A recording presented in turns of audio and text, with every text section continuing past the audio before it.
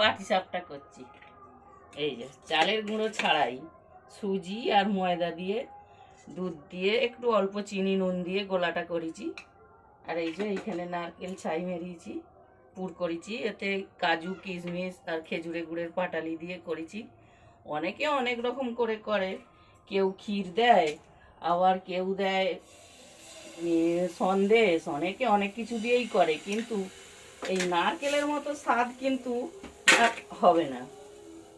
নারকেলের স্বাদটাই আলাদা, তাই আমাদের নারকেল দিয়েই খাই, নারকেলটাই ভালো লাগে। এই যে করছি।